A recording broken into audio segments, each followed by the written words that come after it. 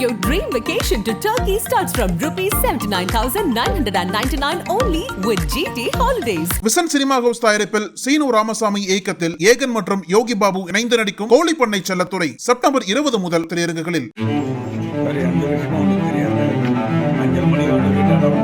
உங்க அப்பா பண்ண தப்புக்கு நீங்க தான் சாகணும்.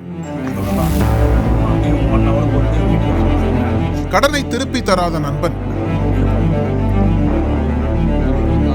மகன்களை பலி கொடுத்த கொடூரன். உறைய வைக்கும் திருப்பத்தூர் சம்பவம். திருப்பத்தூர் மாவட்டம் ஆம்பூர் அருகே அமைந்துள்ளது மாதனூர் கிராமம். இந்த பகுதியைச் சேர்ந்தவர் யோகராஜ். 32 வயதான இவர் கட்டிட தொழிலாளியாக வேலை செய்து வருகிறார். இவருக்கு 2 மகன்கள் உள்ளனர். மூத்த மகன் யோகித்திற்கு 6 வயதாகிறது. இளைய மகன் தர்சனுக்கு 4 வயதாகிறது. யோகராஜ் தனக்கு கிடைக்கும் வருமானத்தில் தனது மகன்களை வளர்த்து வந்துள்ளார். இதனிடையே யோகராஜ் வசிக்கும் அதே பகுதியைச் சேர்ந்தவர் வசந்தகுமார். இருவரும் ஒரே ஊரைச் சேர்ந்தவர் என்பதால் யோகராஜும் வசந்தகுமாரும் எங்கு சென்றாலும் ஒன்றாகத்தான் செல்வார்கள். ஒன்றாக மது அருந்துவதில் தொடங்கிய இவர்களுடைய நட்பு மிக ஆழமாக இருந்தது.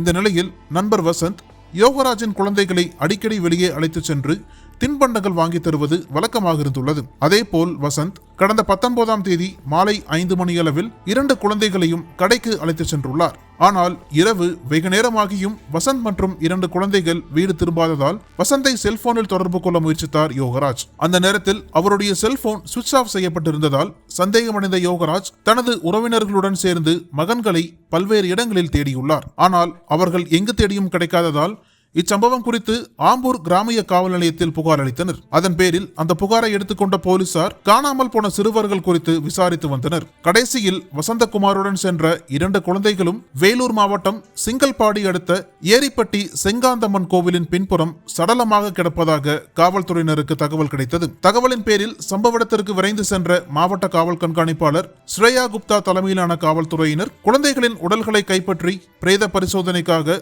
வேலூர் அரசு மருத்துவக் கல்லூரி மருத்துவமனைக்கு அனுப்பி வைத்தனர். இதையடுத்து வசந்தை கைது செய்த போலீசார் அவரை காவல் நிலையம் அழைத்துச் சென்று விசாரணை மேற்கொண்டனர். அப்போது யோகராஜின் மகன்களை தான் கொலை செய்தன என வசந்தகுமார் ஒப்புக்கொண்டார். வசந்திடம் நடைபெற்ற முதற்கட்ட விசாரணையில் யோகராஜ் தனது நண்பரான வசந்திடம் 14,000 ரூபாய் கடனாக வாங்கியிருக்கிறார். அதை திருப்பி கேட்டபோது யோகராஜ் தர மறுத்து வந்துள்ளார். இதனால் வசந்துக்கும் அவரது மனைவிக்கும் தகராறு ஏற்பட்டு இருவரும் பிரிந்து சென்றதாக சொல்லப்படுகிறது. அந்த ஆத்திரத்தில் இருந்த வசந்த் யோகராஜை பழிவாங்க வேண்டும் என்பதற்காக அவரது 2 குழந்தைகளை கொலை செய்தார் என்பது விசாரணையில் தெரிய வந்துள்ளது. அதே நேரம் குழந்தைகளை இழந்த யோகராஜ் இந்த கொலையில் மனித நரபலி இருக்கக்கூடுமோ என்ற சந்தேகத்தை எழுப்பியுள்ளனர். தொடர்ந்து இது குறித்து போலீசார் விசாரணை மேற்கொண்டு வருகின்றனர்.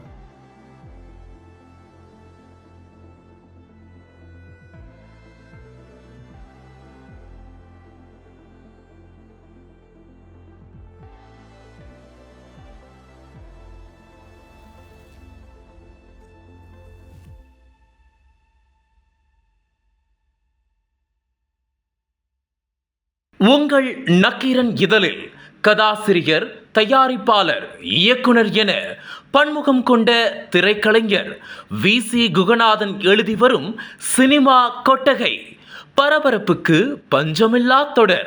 வாங்கி படியுங்கள் நக்கீரன்.